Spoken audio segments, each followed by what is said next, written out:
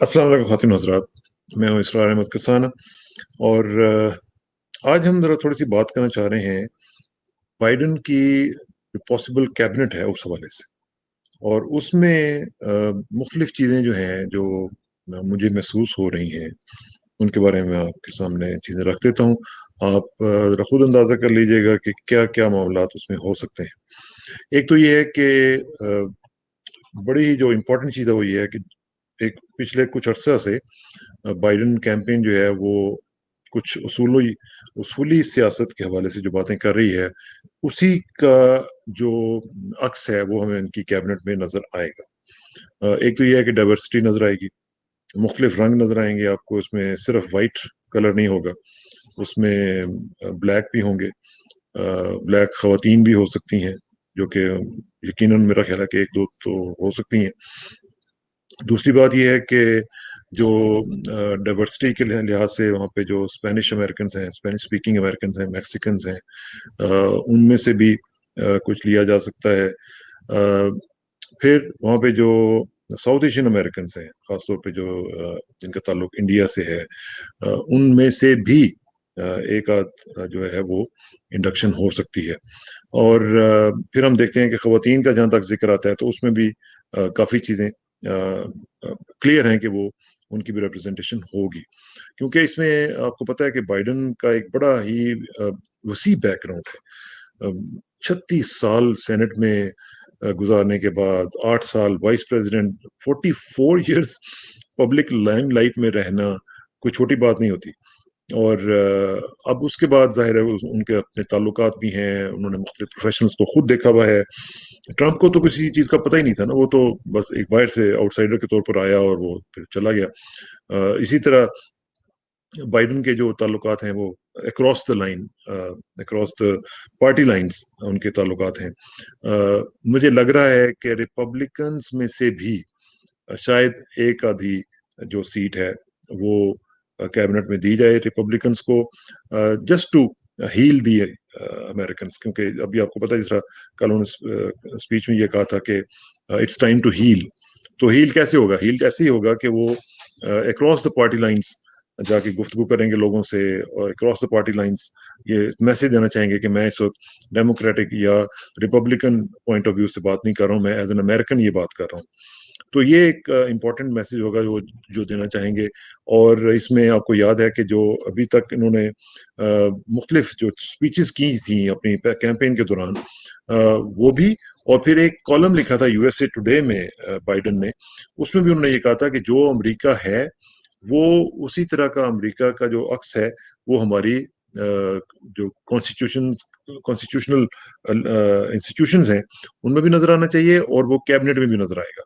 और फिर जो अभी इन्होंने पहली स्पीच की है उसमें भी उन्होंने कहा था कि मैंने शुरू से ये कहना शुरू कर दिया था कि अमेरिका का जो अक्स है वो कैबिनेट में हमारी एडमिनिस्ट्रेशन में नजर आएगा। तो जाहिर है कि उसका मुझे इस पे कोई शक नहीं है कि इसके ही मुताबिक कैबिनेट जो है वो बनाई जाएगी, और उसमें मुख्तलिफ रंग जो आपको नजर आएंगे। ओबामा के बारे में भी आपको याद है, मुझे थोड़ा सा मैं उसके बारे में बता दूं, क्योंकि रिपब्लिकन्स को उन्होंने भी अपनी कैबिनेट में लिया था। चक हेगल याद है आपको? चक हेगल को लिया था, रॉबर्ट गेट्स को लिया था, और फिर ट्रांसपोर्टेशन में उन्होंने एक वो होते थे रे लाहूड, वो उनको भी उन्होंने ट्रांसपोर्टेशन में एज ए वजीर लिया था। तो इस लिहाज से ये चीज़ें जो हैं वो हो सकती हैं कि आपको नजर आए, और कैबिनेट में मुख्तलिफ चीज़ें जो हैं वो आपको देखनी पड़ें, क्योंकि ये थोड़ा सा चूंकि जब अक्रॉस द पार्टी लाइंस आप बात करते हैं तो फिर उसमें विद इन द पार्टी थोड़ी सी रेजोल्यूशंस भी आ जाती हैं। तो ये मैं आपको दिखाता हूँ साथ साथ जो कैबिनेट पॉसिबिलिटीज हैं, इनके हवाले से मैं आपको थोड़ा थोड़ा साथ साथ बताता जाता हूँ। ये सेनेटर एमी क्लोबकर हैं, ये डेमोक्रेट हैं मिनीसोटा से। ये सेनेट जुडिशरी कमेटी जो है उसकी मेंबर है, और ये आपको याद होगा कि इन्होंने जब अटॉर्नी जनरल विलियम बार की वहाँ पे नॉमिनेशन हुई थी तो इन्होंने उनको बहुत क्रिटिसाइज किया था। और फिर ये इन्होंने प्रेसिडेंशियल कैंपेन में भी हिस्सा लिया। जब ये बाइडेन का सिलसिला हुआ था तो ये एक प्रेसिडेंशियल कंटेंडर के तौर पर सामने आई थी, और इनकी कैंपेन जो थी वो फिर जाहिर है ख़त्म हुई, क्योंकि इंडोर्स कर दिया गया था बाइडेन को। तो उसकी वजह से इनको پھر پیچھے ہٹنا پڑا.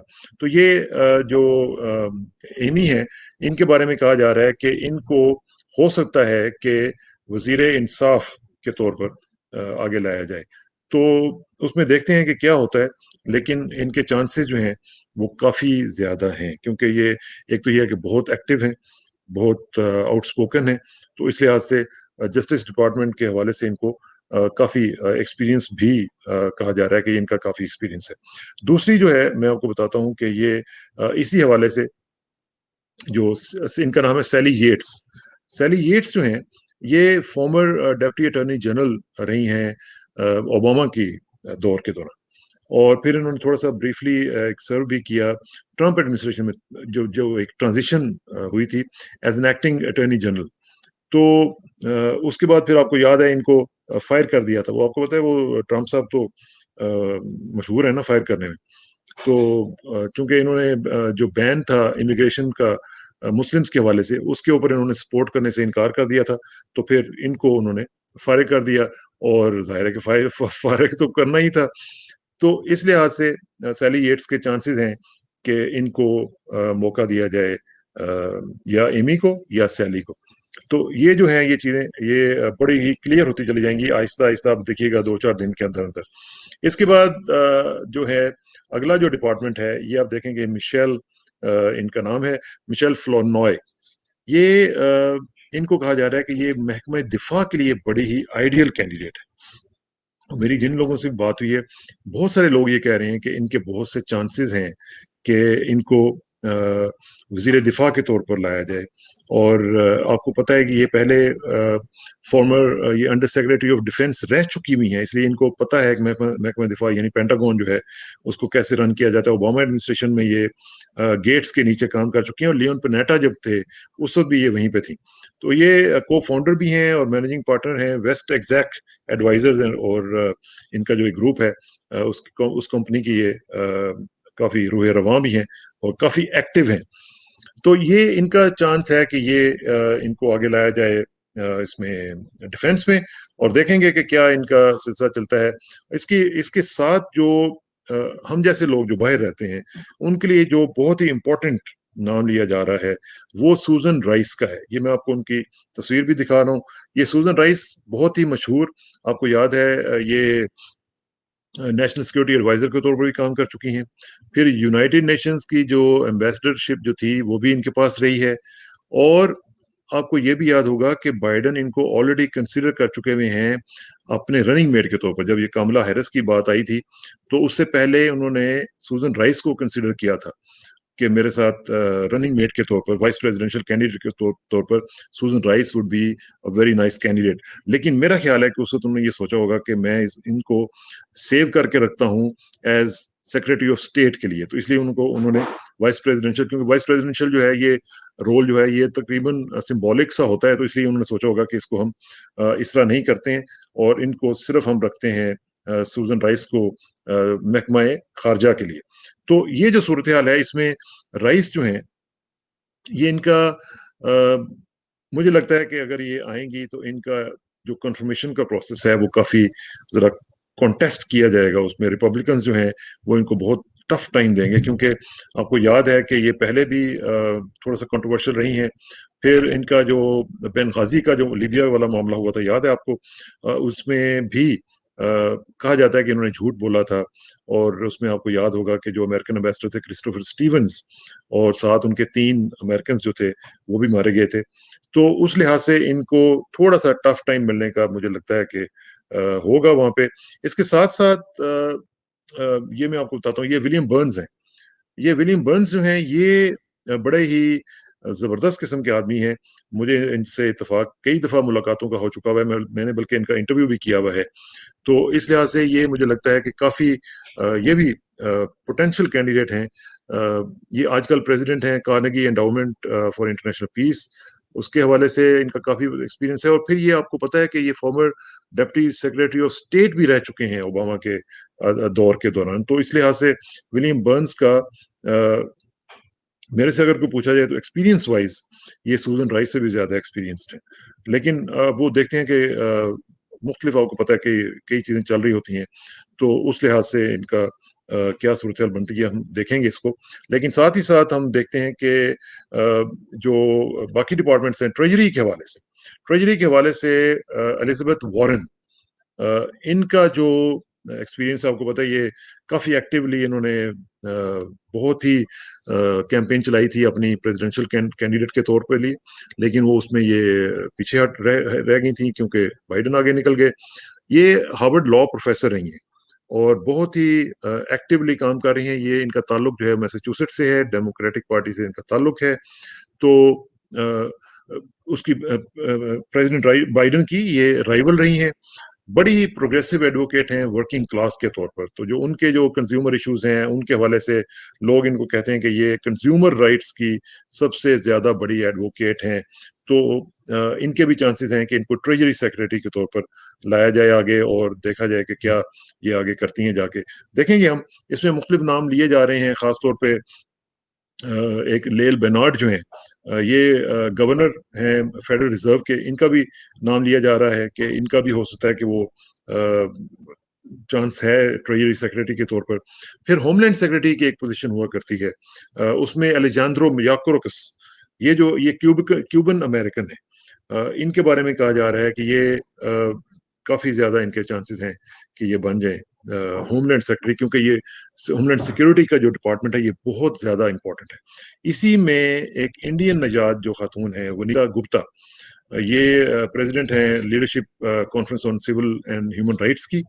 इनके बारे में भी कहा जा रहा है कि ये हो सकता है कि एक ज़ाहिर है इन्होंने इंडियंस को भी कुछ ना कुछ तो इन्होंने वहाँ पे करना है, और ये काफ़ी इम्पोर्टेंट लेवल्स पे काम भी कर चुकी हुई हैं।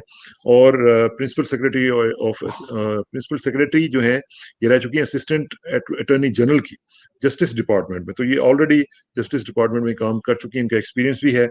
तो इस लिहाज से हो सकता है कि इनको भी चांसेस है, लेकिन अभी मुझे लग रहा है कि शायद इनकी बारी ना आए या इनको कहीं और जो है वो यूटिलाइज कर लिया जाए। इसके बाद लेबर डिपार्टमेंट में नाम लिया जा रहा है, आपको याद है इस शख्स का, ये ये बाइडेन के बहुत सख्त कंटेंडर थे अपने प्रेसिडेंशियल कैंपेन के दौरान, और इन्होंने बड़ी जबरदस्त फाइट दी थी सेनेटर बर्नी सैंडर्स। ये वर्मोंट से इनका ताल्लुक है, और बड़े प्रोग्रेसिव और बड़े सेल्फ डिस्क्राइब्ड सोशलिस्ट हैं ये, और कहते हैं कि मैं सोशलिस्ट हूँ, और इस तरह के जो इनके मुख्तलिफ प्रोग्राम्स हैं ये नौजवानों को बहुत अपील करते हैं। और इस लिहाज से इनका नाम जो है वो लिया जा रहा है कि ये हो सकता है कि लेबर सेक्रेटरी के तौर पर सामने आए। और इनको इनकी जो ज़ाहिर बैकग्राउंड है, इनकी फॉलोइंग बड़ी शदीद किस्म की, आपको पता है उन्होंने बड़ा तंग किया था बाइडन को, तो इस लिहाज से इनका भी नाम लिया जा रहा है। एजुकेशन के हवाले से रैंडी वाइनगार्टन जो है, उनको सोचा जा रहा है कि ये फेडरेशन ऑफ टीचर्स की, जो अमेरिकन फेडरेशन ऑफ टीचर्स की ये हेड रही हैं, उनका भी नाम लिया जा रहा है। और इन्होंने, आपको याद होगा कि प्राइमरीज के दौरान सेनेटर वॉरेन जो थी, एलिजाबेथ वार्न, जिनकी मैंने अभी आपको थोड़ी देर पहले तस्वीर दिखाई है, उनको किया था, एंडोर्स किया था। लेकिन बाद में फिर ये जाहिर है कि जब वो पीछे रह गई तो फिर उन्होंने इनको बाइडन को एंडोर्स कर दिया था। ट्रांसपोर्टेशन का जहां तक ताल्लुक है, एरिक गारसेटी जो है ये लेटिनो है, और लेटिनोज को भी रिप्रेजेंटेशन तो देनी पड़ेगी क्योंकि लेटिनोज की बड़ी ज्यादा इफेक्टिव वहाँ पे प्रेजेंस है। और ये मेयर हैं लॉस एंजलिस के, तो इस लिहाज से इनकी वेस्ट कोस्ट के हवाले से भी एक इंपॉर्टेंस बनती है।